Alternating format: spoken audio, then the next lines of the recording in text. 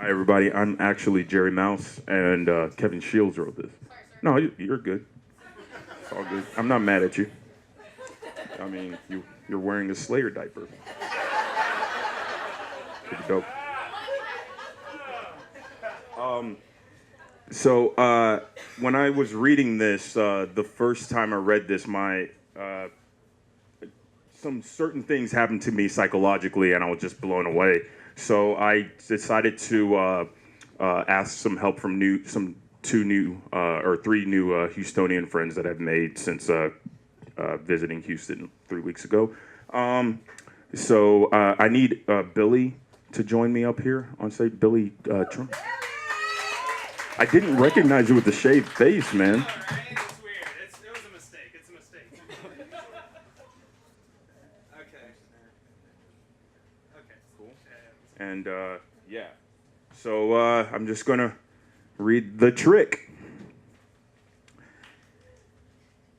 Anyone who tells you that lying doesn't get you anywhere is lying. And definitely getting somewhere. I should know, because I worked as a liar for several years and was well paid for it. And I was good at it. For example, when I say I was a professional liar, what I actually mean is that I was a magician. But a professional liar sounds cooler in every way, you know? I started performing magic in high school because at the time it was very important that no one want to sleep with me, you know. This was not my stated goal, but it was the result nonetheless. Cut to summer before my senior year of high school. I went to Austin, Texas to represent my school at an event called Boys State. This is a yearly event wherein one rising high school senior from just about every high school in the state is selected to attend every June. This week is spent learning about government, attending seminars, running cutthroat political campaigns against your peers. Think Lord of the Flies mixed with House of Cards, only with political offices that are completely pretend. Basically, it was a bunch of white guys, not unlike me, the reader, white guys running for meaningless positions at the exclusion of all women. You did write this in the script. At the exclusion of all women and most minorities. So not unlike the real government.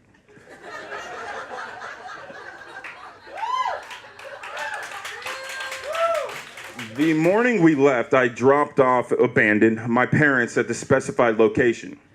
Boys State had provided three charter buses to drive all of us delegates from Houston to Austin. The only movie that was on the bus was Spider-Man 3. Because it was the only film available, we watched it 2.5 more times. It was not a good omen. However, having to choose between watching Sam Raimi's Red Leotard whiny clusterfuck of a film or make awkward small talk did give me a certain empathy for Guantanamo Bay inmates.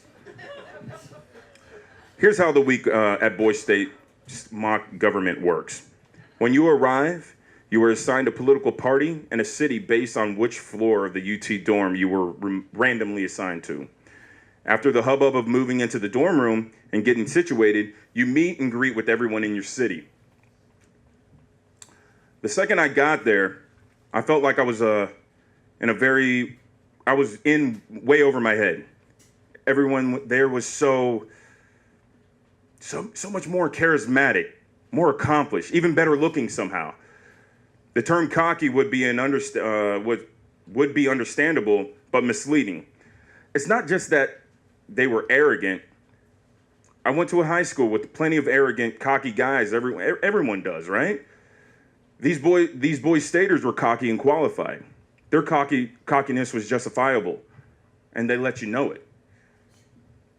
My city included several varsity football players, 2 class president-elects, 1 kid related to one of the founders of the state of Texas, and an Australian kid in my city who, within 40 seconds of speaking, was the most popular kid on the floor. Just by virtue of the accent, he was cooler and more interesting than anyone. By Tuesday, everyone at Boys State was aware of cool Australian kid. I've lost my place. Oh, there we go. I'm losing light. All right, here we go. I really started to feel like I was swimming with the sharks when I watched a few guys run for position of party whip. One by one, they went up in front of everyone and tried to give a rousing speech. And at first sign of weakness, they were booed off the stage. I don't think I ever hated anything as much as this crowd hated some of those kids. It quickly became clear that if I wanted to seem even close to being on par with the impressive group of wonder kids, I had only one option: lie, and lie big. And luckily, I had spent the last 3 years honing my craft at being a professional liar. I knew I spent an embarrassing amount of hours doing card tricks in a mirror, but they did not, and therein lied, wow. But they did not, and therein lied the advantage. I pulled out all the standard lies a high school guy would. I pretended I had a car. I strongly implied I had a girlfriend. But surprisingly, my biggest social coup was that I knew card tricks. I had thought I would have had to keep my card tricks and magic in the closet or in the cupboard up the stairs. However, it appeared that guys, be they nerds, bro, or Australian, actually really enjoy magic. So long as there are females to impress. Am I right? My most memorable trick was having to pick a card at random, disappear from the deck, and reappear inside a sealed Gatorade bottle. I have to sacrifice my deck of cards to do it, but for 3 seconds, I became a boy state god. I noticed that as my social status rose, a lot of others seemed to fall until we were meeting in the middle. I realized that the daunting first impressions that had scared the hell out of me were just first impressions. And I'm sorry to force an analogy, but everyone there was trying to pull a magic trick off on each other, trying to misdirect their way into the highest positions in all our mock government. It was reassuring to realize that I wasn't such a fraud, or maybe we all were. Either way, I realized that none of us were as cool as we were pretending to be. Well, except for a cool Australian kid. He's still awesome. In fact, he got unanimously elected sheriff at our district after giving a rousing speech that ended with him dropping the mic and flexing. Man. And I say this so that you will understand how much it meant to me when he saw my Gatorade card trick and said, "Oh, that was awesome, mate! Yeah!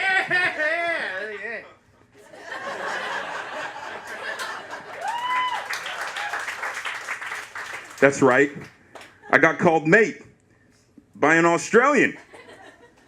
Needless to say, it was the highlight of my mock government career. Oh, and I got elected county clerk. But thank you. It wasn't me, it was him. But whatever. By the end of my time at Boise State, not about government, mind you, but a lot of my life, my final lesson came on the last day from none other than the cool Australian. All the assemblies were over, there was nothing to run for anymore, and all the positions were officially not official. They closed off streets, and the whole Boise State delegation walked to the Capitol building. Australian kid and I were walking, and he was asking me about magic. So how long you been doing magic? A couple of years now. I have a lot of free time, and I'm a horrible flirter. Oh, that's awesome, mate! And you never reveal how you do a trick? Well, no, because people don't really want to know. They'll ask and mean it, but they don't really want to know. Want to have it ruined or whatnot. So it's just it's just a hard rule to have. You never give up the secret. Yeah, I sort of relate to that. You want to try that again? What'd you say? Yeah, I sort of relate to that. Little bit.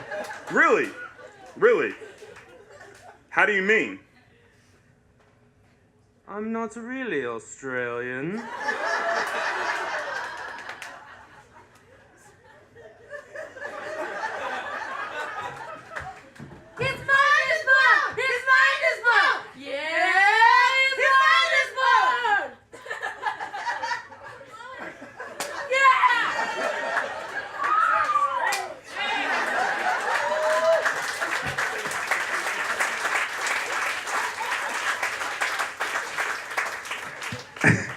I digress.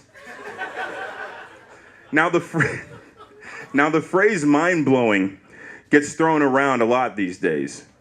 But when I heard this, my mind was blown into 1,000 pieces, like this confetti, into 1,000 pieces. And when it came back together, I was a different person. All the eloquence I could muster was, what? Why? How? Well, Australian kid, I forgot to highlight that part. Wasn't highlighted. Well, I've always wanted to try it, and an Australian accent is about the only one I can do. But you know, it's not something you can do for a whole school year. But I could do it for a week, and you know what? People treated me better because they thought I was an Australian. They let me show up late to stuff.